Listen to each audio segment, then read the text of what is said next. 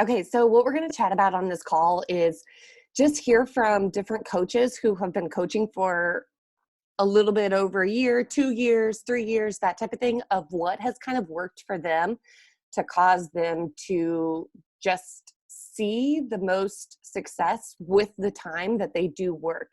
And so I didn't want to just come on here and just share everything that has worked for me, because you guys all have different lifestyles than I do. We each have different lifestyles, different, responsibilities and things like that. And so I think you're going to hear some of the same things.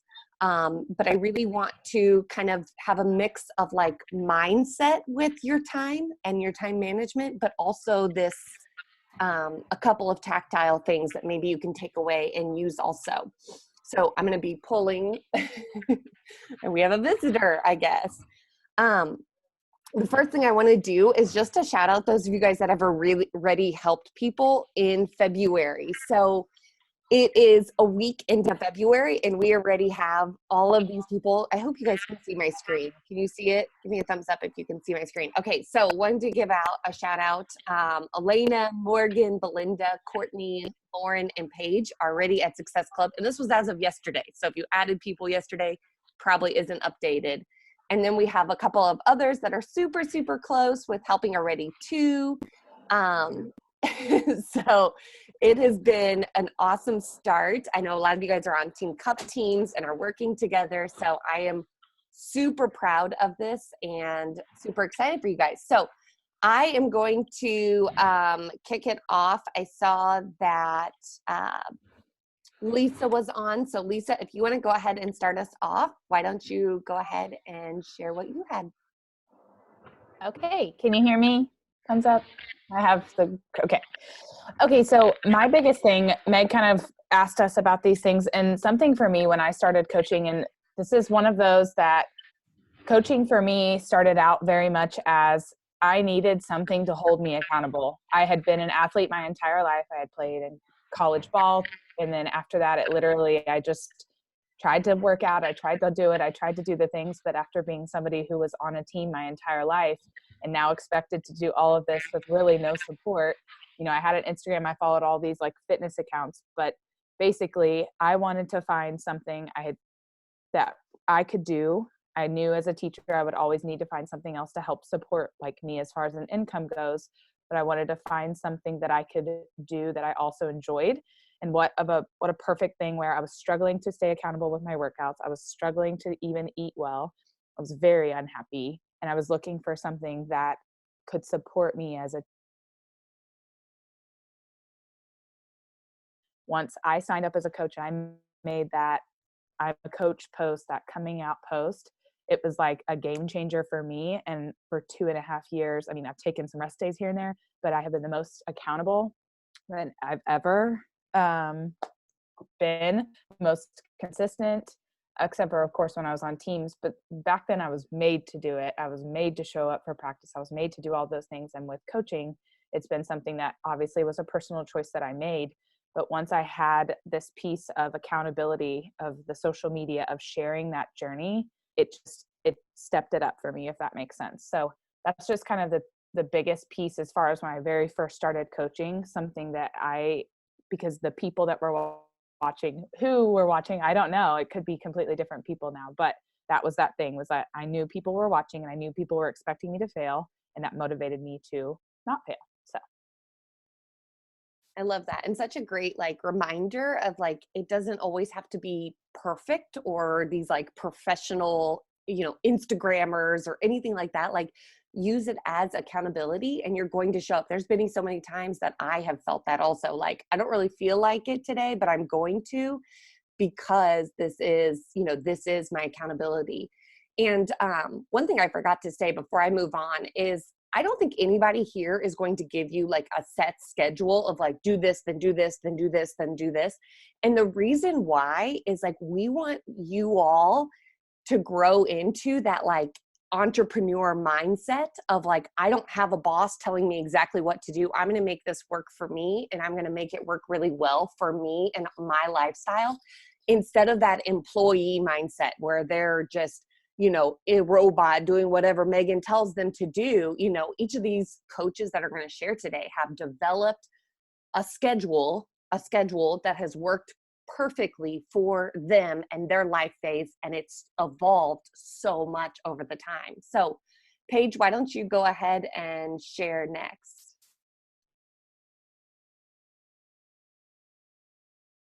So I have two things that I was thinking of that I think really, really set my business up for success in the very first couple months. And the first one that I thought of was I was in constant communication with Megan as my upline.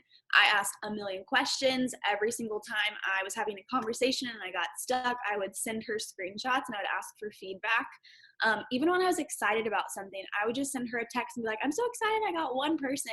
That way I would always have that encouragement back to me of like, she was excited and she was the only person in my life at that point that I knew would also be excited with me about these things. So I was in constant communication with her.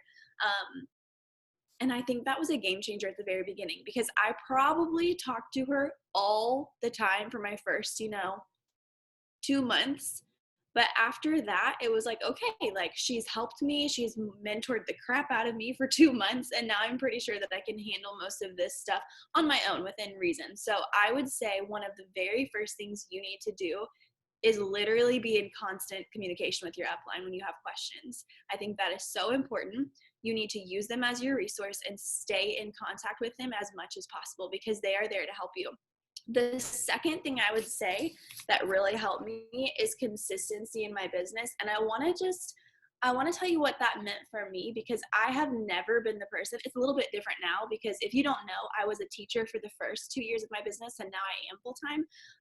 But consistency for me as a teacher did not look like, okay, here's my routine for Monday, Tuesday, Wednesday, Thursday, Friday, because I was a volleyball coach, I was a teacher, I was a student council sponsor. So I was doing volleyball games, practices, working concession stands. So really what it looked like for me was Mondays, maybe I worked for 2 hours in pockets of days. Maybe Tuesday and Wednesday, I wasn't able to work at all. Maybe, Thursday, Friday, I was able to put in a little bit of time and then I couldn't work really until Sunday again. So the thing I did every single day, like it was a non-negotiable for me, was just take care of me and show it on my social media.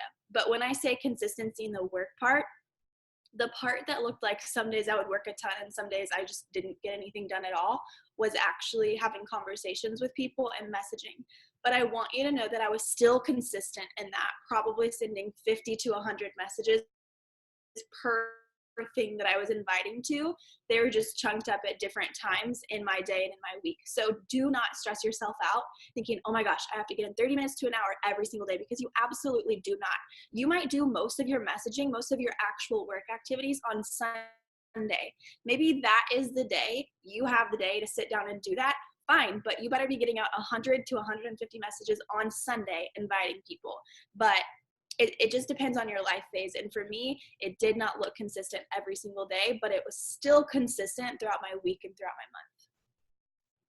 Yes, and I was going to actually show them. I posted in Spirit and Spunk Tribe last week, I think, like the win the week tracker. So if you're someone like Paige is someone, she's like me, like trackers are like the death of me. Like I love just like doing the activities and not having to like check the box, but I know some people, based on Enneagrams and different personalities, that there are people who love to check the box and they love to have a list and go by a list. And I think what she just said it goes perfectly with that tracker. And I'll show you guys what it looks like if you don't know what it looks like. But basically it's like within the week, within these 7 days, you need to find the time to do these activities. And you guys, you can totally find the time to do those activities.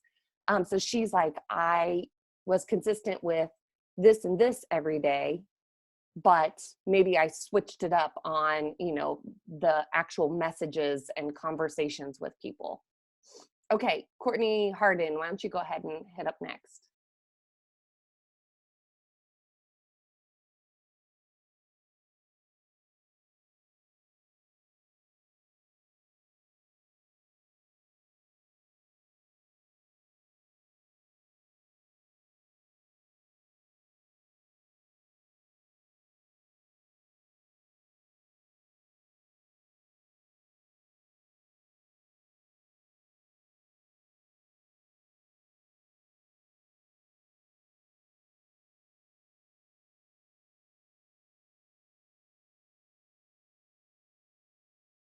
I became very serious with my morning routine and realized if you're anything like me and you have a full-time job, I would come home at the end of the day and be like, uh, I do not want to do these vital behaviors at the end of the day, other than like hopping on team calls at the end of the day. That's the only thing that really I wanted to do. So being consistent with a morning routine was really what helped me with having a full-time job. So I had to get kind of serious and have just like a coming to Jesus with myself and be like, listen, I have to wake up at this time. And for me, that was 5 a.m. I have to wake up at 5 a.m. so I can do at least an hour of work before I work out and then before I get to work at 8 a.m.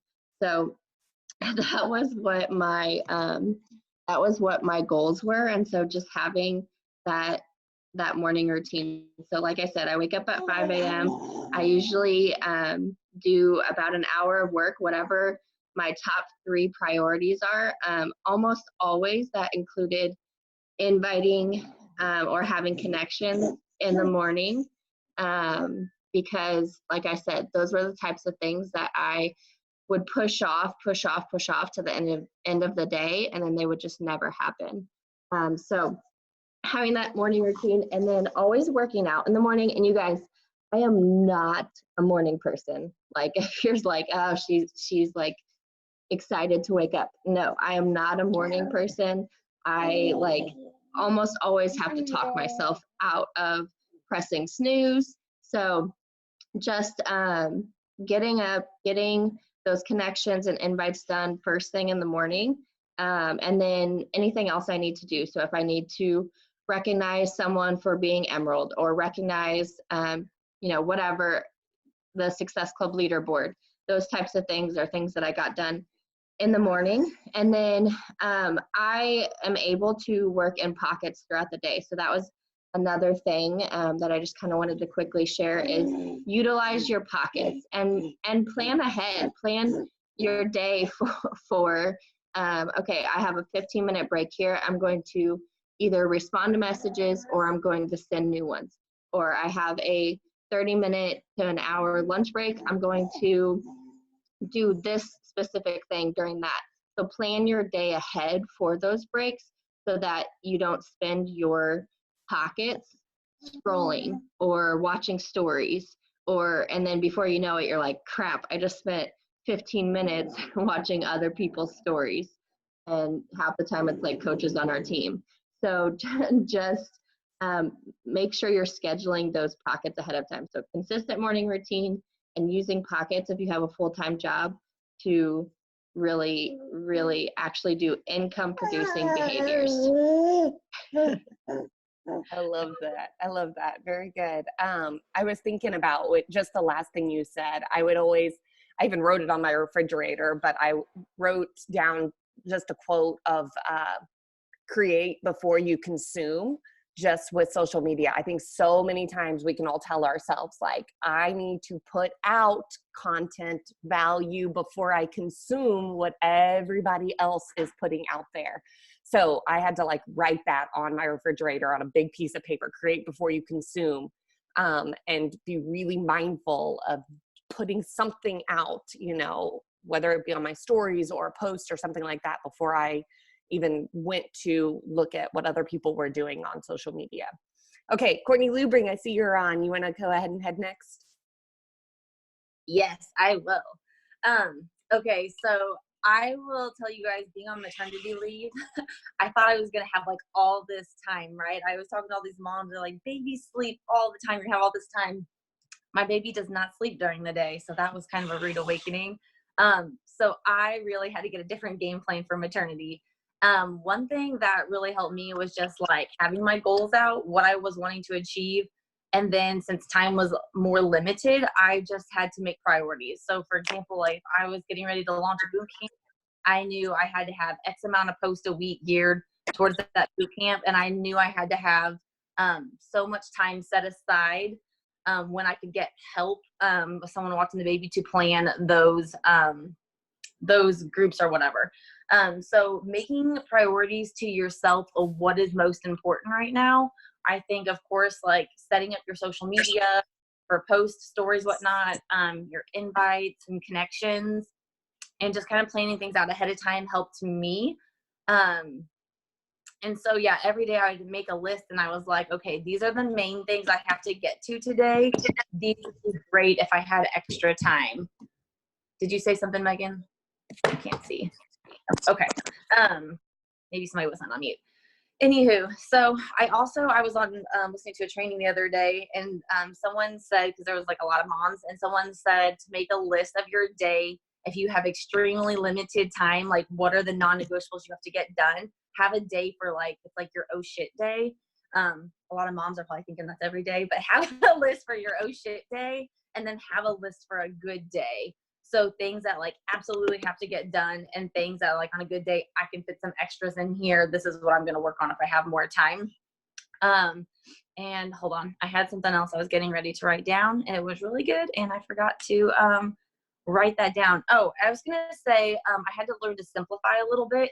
So for me, that was like in my challenge groups, I decided to only do like 4 posts a week. So I really learned on maternity leave to focus on quality versus quantity with so many aspects of life, especially with coaching. And so just learn in your business where you can still have quality work, but maybe less time doing it kind of thing. So look and see, you know, with your challenge groups, instead of doing 7 posts a week, maybe you can do 4 posts and schedule those. Instead of checking with your challengers once a week, maybe you can ask them if you can do every other week or once a month, whatever it might be. Different things like that has really helped me a lot. Another thing, I hit really high Success Club in January. Oh my gosh, yeah, of course, January is the last month. And one thing that I really focused on, instead of like all of these new clients, most of my Success Club points came from previous clients. I've been doing this for a couple of years, so it's going to be different for everybody. But it was just making sure that, one, I was taking care of my current clients and keeping in contact with them. A lot of those people whose BOD renewals were getting ready to start back up ended up purchasing a challenge pack. Or a lot of those people who were interested in BAR ended up getting a completion pack to get into Success Club points. So basically, work smarter, not harder, right? So see in your business, know how your business is running, and see like, okay, how can I see success with my current clients first, and kind of go from there, because you already have a connection with them. So still keep connecting with others, but connect with your current clients and kind of see how you can move your business with that. That was kind of my main tips is, yeah, make priorities, quality versus quantity, and focus on current clients to kind of see where you can run your business that way. I love it. I love it. Hey, Elena, I see that you're on, but I don't see your face. I know you were wanting to maybe speak, so just let me know if you're able to chat or not. Otherwise, we'll move on to Lauren.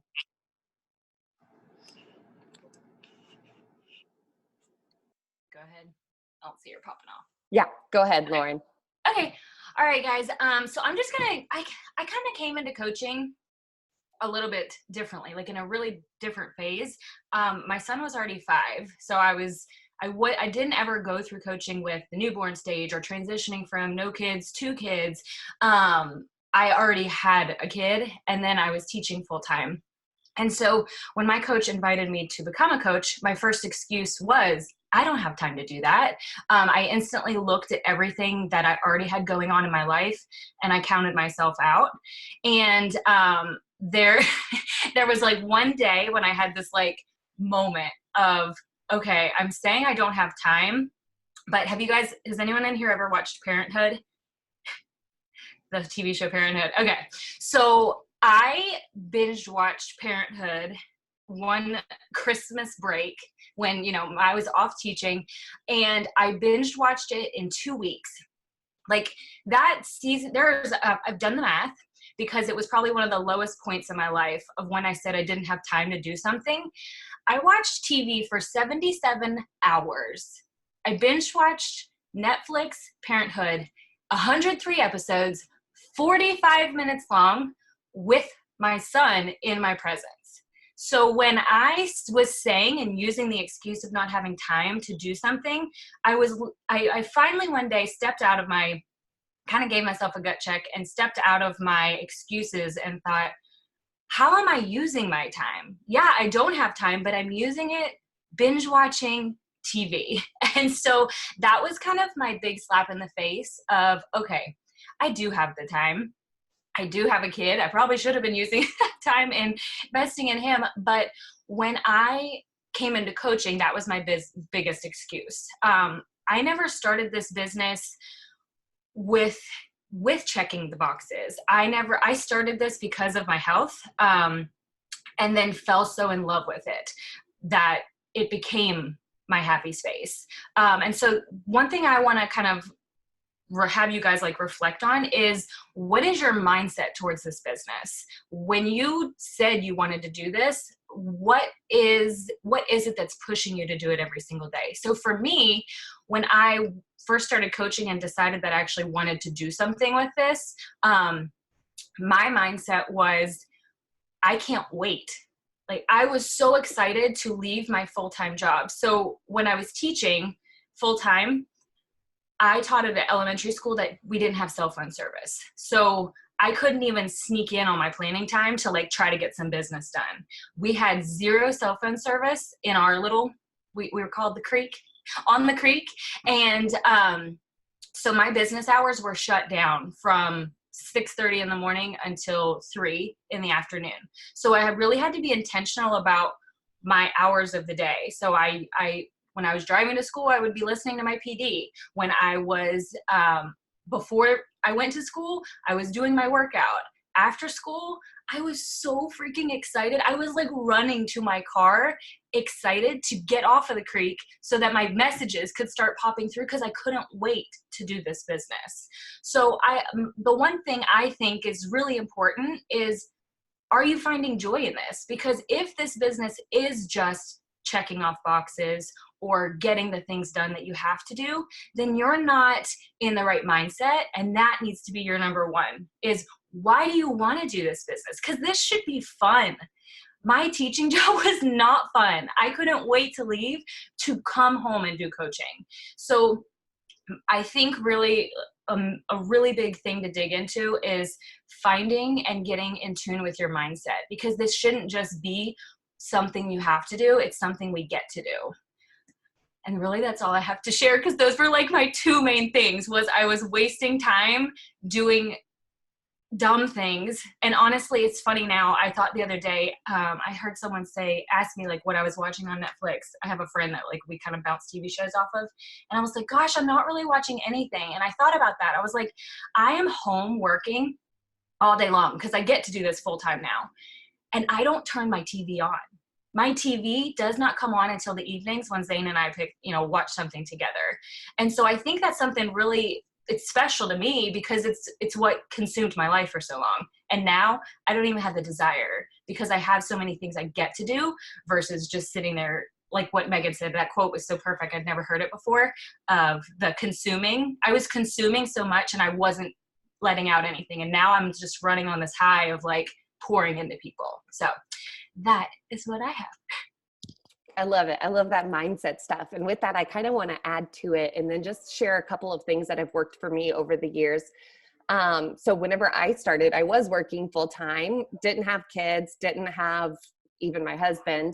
And it has evolved. And I will say the hardest phase I'm in right now, the most limited time I have to work is right now. And, so I don't get it, but I can relate. I can see like it is a struggle. And those of you all that work full time and have kiddos like that, like I'm so impressed with you. I don't see her on right now, but I always, when people come to me and they're like, I can't work, I can't do that. And I'm like, look here, I have a coach. Her name is Tiffany. She's a diamond coach.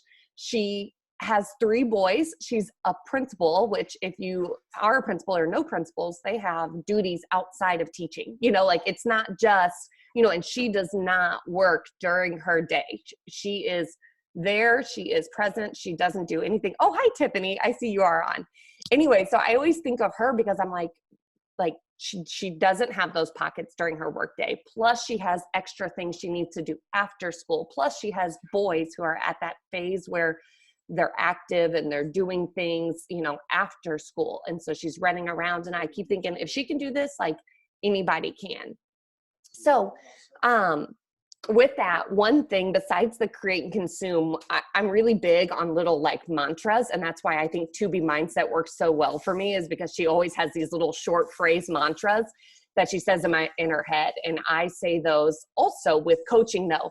And another one that kind of goes along with what Lauren was talking about was I would always say, always, always, always, is this the best use of my time right now?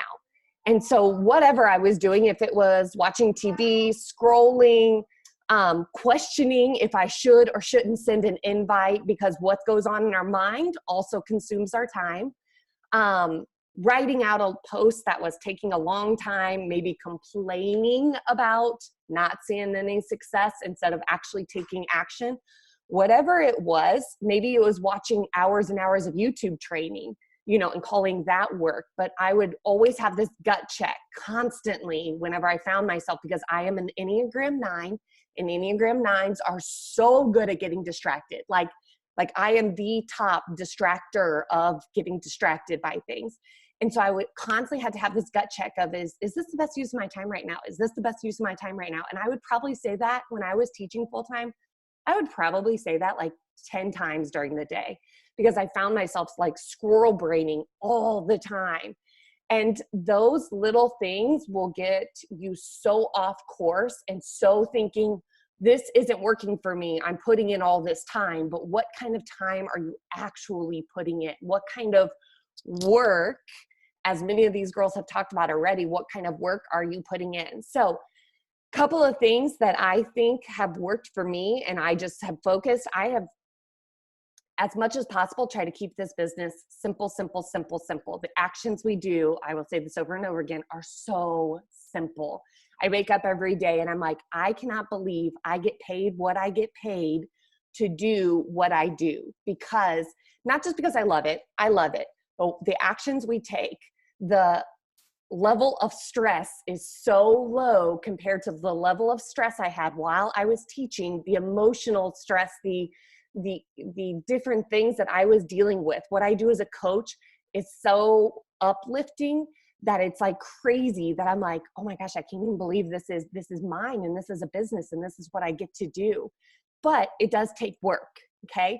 So I don't even consider your workout, your Shaco, and, working on meal plans. I don't even consider those business activities. Yes, you have to be doing those, but those are taking care of your body. So I wouldn't even consider that, it is a part of what we do. I agree. But those are just non-negotiables, and they should be non-negotiables in your life. And if you're not seeing results, stop what you're doing with this business and go get some results. I tried to do this business for 6 months without even finishing a program, without consistently following our meal plans. And it kind of worked, but it didn't really work. And it's kind of that phrase of like, I kind of did the activities, so I kind of sort of got results. Same thing with your fitness, same thing with your business. So the number one thing, Paige hit on this every single day. She said she consistently did some kind of a post with an eye-catching graphic. So if you're not doing that yet, that needs to be your number one thing, because you need to be publicly showing up, because you can't be having those like one-on-one conversations and making it seem all secretive without having that public part of stuff. The number two thing is reaching out to those who are interacting, watching your stories. I was a coach who was invited to this business. I was invited to Beachbody. I guarantee you, I would have never have contacted my coach. Never, ever, ever, ever, ever in a million years. It's not something I needed. It's not something I wanted. I thought I had my own thing going on at the gym. So please, for the Megans out there, invite some people, send them a message, tell them you think they would do really good at this, or that, you're thinking of them, whatever it is. But I know I wouldn't have been the person that came to my coach. She had to come to me. She had to invite me, and not just once. She did it for 9 months. So that's always something. And even if it's a simple like, hey, thanks so much for watching my stories. This is really scary for me right now. But just your support means the world to me. Even if it's a simple, just little connection like that. Here's a big one, is clearing out your messages. I find that this is where most women kind of get themselves in trouble because they think, I get a message, I have to respond immediately. I get a message, I have to respond immediately. And that causes so much conflict between you and whoever is living in your home with you. That would be a husband, your kids, whatever it is. You have got to check your messages 1, maybe 2 times a day, unless the only reason that I don't do that, if I'm like, someone has said yes, and I'm waiting for them to give me their email so I can send them a share card. I need to know what flavor of Shakeology, whatever it might be. That's the only time that I do like a back and forth kind of conversation. Otherwise, these women can wait 12 hours. They can wait 24 hours. I would try to respond to everybody within a day, but I do not respond back to messages immediately because you will constantly be on your phone and that is a waste of your time. Okay, I can't say that enough. It will save your business and your marriage if you're married if you do not respond to your messages immediately, but do it in a time where you can sit down, think out a really thoughtful, good response that is focused on them and their needs and not just sending out a quick message. Okay. But the women who are genuinely interested, they rise to the top. So there might be times where we're talking about teething is a conversation I'm having right now with a lot of women because I posted about, or I talked about stories and my kiddo getting molars in. Those conversations, they can wait 24 hours. But my girl that just said, I'm interested, let's do this, she's someone that I'm going to be responding to quicker. Okay, so be okay with that. Plus, you can swipe and you can put them back to unread if you have to read something. So there's often times where I'll read it, put it back to unread so that I can respond to it later. And then your personal development, I think, is a non-negotiable. Whenever I am not reading a great book, I'm not coming up with content. I'm not as happy of a person. My whole life is in shambles. Right now, I'm reading a killer book I posted about in Spirit and Spunk Tribe. It is like lifting up my soul. It is everything I need to be reading right now. It's what I started reading when I was a coach to like just make me be in the right mindset. If you are not finding a good book, ask. There's plenty of recommendations of coaches that have them. Okay, so a couple of things that have worked for me is creating work hours that you and your husband agree on. Okay, so if you are married, I'm gonna just talk to those that are married. If you're single, girlfriend, you just go to town. Whenever I was single, I would work this business so much because I was like, I've got nothing else to do. I see the future in this. But create work hours that your family can agree on. Plus, create non-phone hours that you and your family can agree on. For us, it is usually 5:30 p.m. until 6 a.m. I usually don't have my phone. If I have my phone, it's when Zach is doing nighttime or putting Rhett to bed and I'm not in there. Okay, so most of creating work hours and non-phone hours. And for me, I'm the type of person where I have to put my phone in a different room because I'm so like, I love working this business so much. I could work it 24 hours a day, you guys. Well, no, I need to sleep. I love my sleep also. But I could wake up and work all day long because I love doing what we get to do. So I have to take my phone and put it in a different room. And I'm okay with that. I put it on the charger and I go for it. Someone said, plan ahead your post ideas. I've never been great about this, but in my mind, I know what's going on that week. My first 2 weeks of the month is challengers, bringing in challenge group people. My last 2 weeks are talking about coaching and our coaching information session and our mentorship. And it just helps me to like mentally break up my month that way. I don't do well with like all over the place. I've got to have like a focus on what I'm focusing on. And then like Paige said, kind of focusing on those weekly wins, not necessarily those daily wins. And so in Spirit and Spunk Tribe, if you just type in the little search key, win the week, there's a little tracker that's got awesome little checklist if that's what you're looking for. So if you guys have questions for anybody specifically, definitely would be a good time to ask those. I'm going to go back and look at your all's comments because I did not look at those.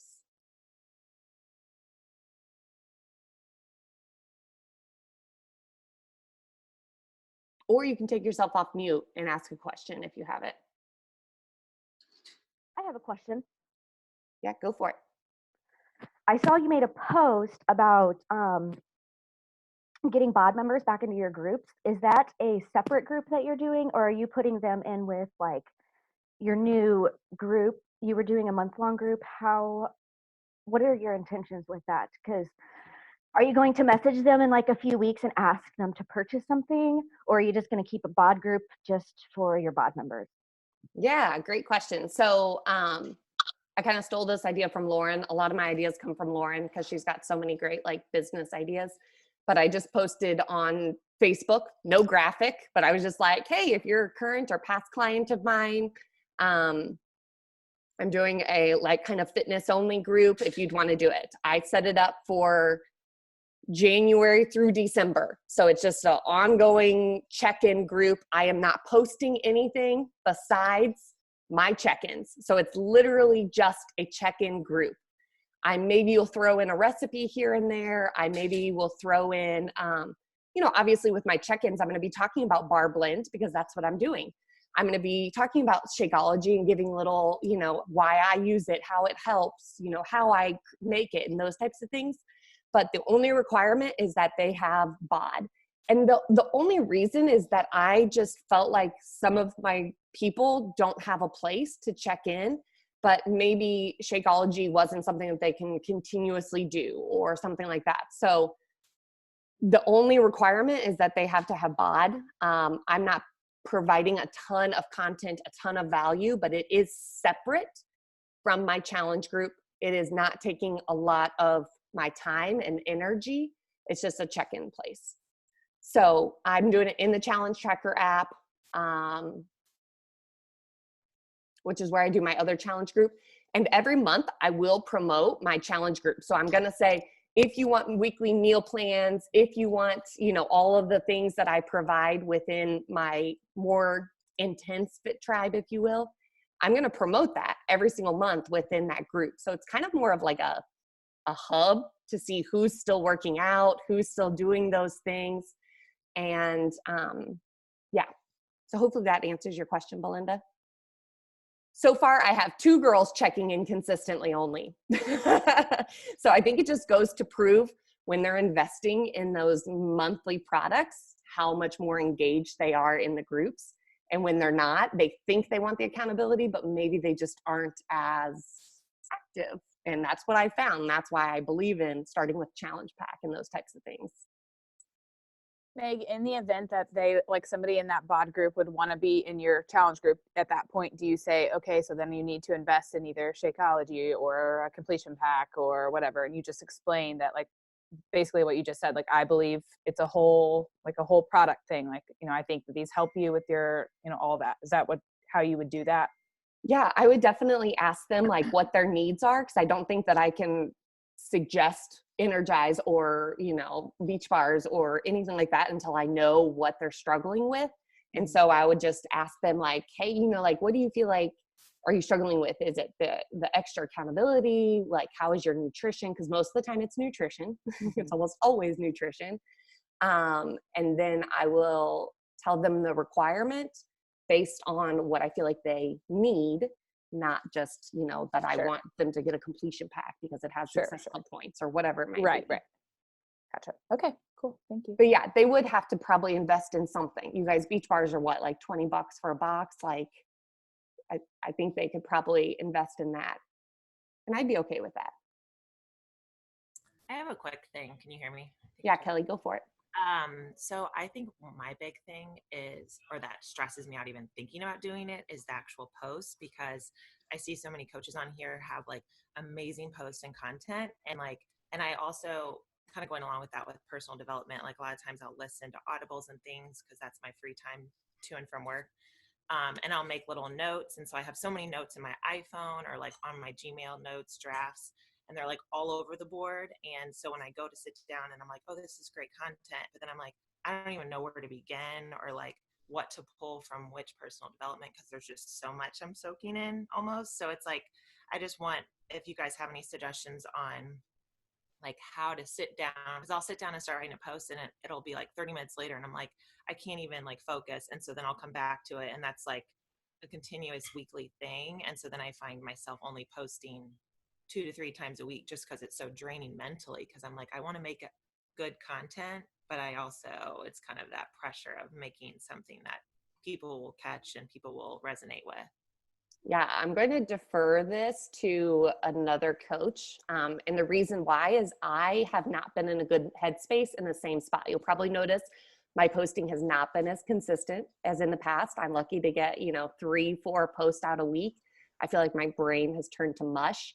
I will say the number one thing, which sounds like you're already doing, is I was not reading personal development. I was not reading good stuff. So I went back to reading an actual book and highlighting the book. So that's one thing that's helped me, but it sounds like you're already doing that. So I don't know if Hardin, are you able to speak on this? I feel like you're super consistent. I feel like your posts are killer, and they are you. Like, I hear Courtney when I read your post. Yeah, so I think it comes down to, okay, so the way that I don't like stress out over it is I really try to stick to that rotation of health or fitness post, coach post, personal post. And I rotate through those 3 things. So in my mind, I'm constantly thinking, and I go to my Instagram grid a lot and be like, okay, what like picture do I need to see? What angle would be cool? And then I look at my posts and say, okay, I just made a coach post, so now I need a health and fitness post. So then when I am trying to think of a health and fitness post, I either pull from personal development, like you said, or just always go back to your story, where you were before coaching, because of, if it's a health and fitness post, where are you now because of Beachbody? And then kind of the same thing with coaching, like where were you before you decided to become a coach, and where are you now? A while back we did this like thing called a T-chart, and it was like on the left side, everything that you basically struggled with before you found Beachbody or coaching in general. So there was like a health and fitness category, and then a coaching category, where you were before, and then how has your life changed after. And I pull so many posts from that all the time. So just getting like in tune with your story and what makes you is going to help you with posts all the time. And then I also do try to rotate between like short and sweet and the longer like storyline, like tells a story post.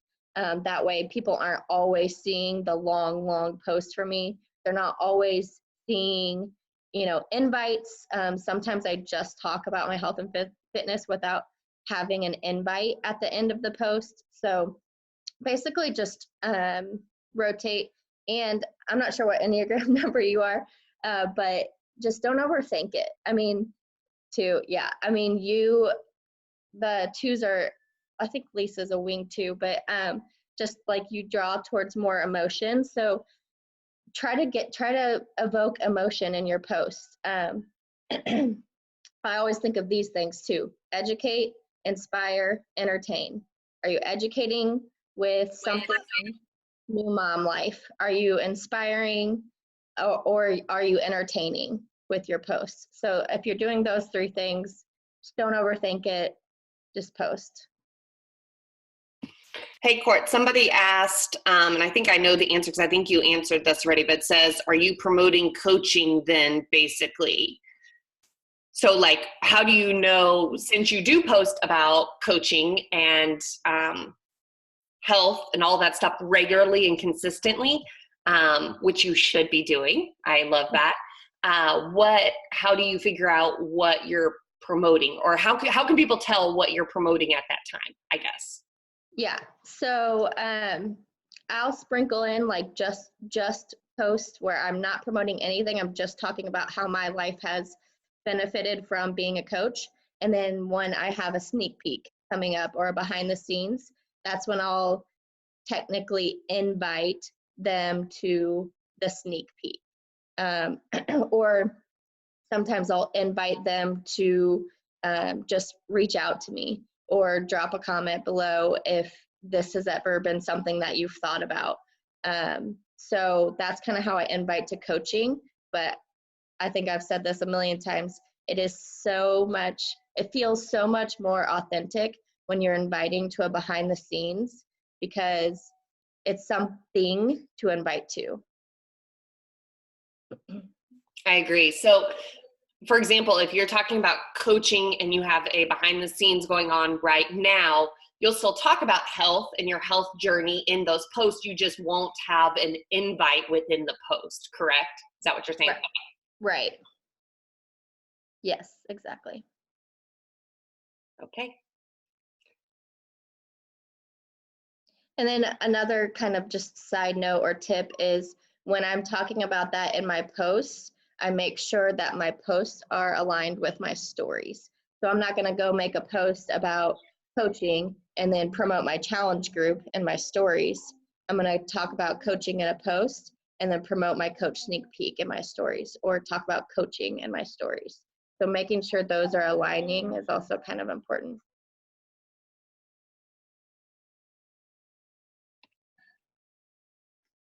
I love that. Okay, I'm going through the chat right now.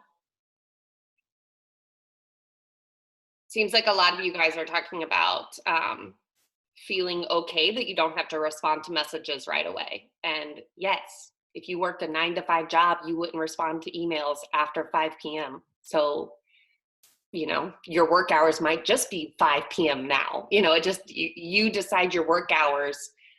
But like I said, the people who are super, super interested, ready to go, they get my top priority in messages. Not everybody.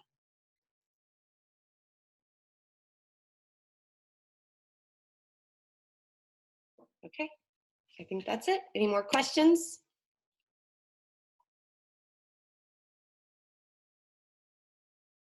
I think Haley has a question. No, I'm joking. I'm joking, Haley. I was just cracking up at you with your arm up there. Right, there I am, multitasking. I love it. All right. Well, thank you to those that brought your babies on board. I saw lots of kiddos and babies giving hugs and all kinds of stuff. It's so fun to see that. And thank you guys for being on so early and being willing to like wake up. We had a crazy night again last night. So I was like, oh, but this has been really cool. So anyways, hope you guys have an awesome Saturday. Enjoy the rest of your day. Hopefully you have a great day and weekend planned. And I will talk to you guys later. See ya.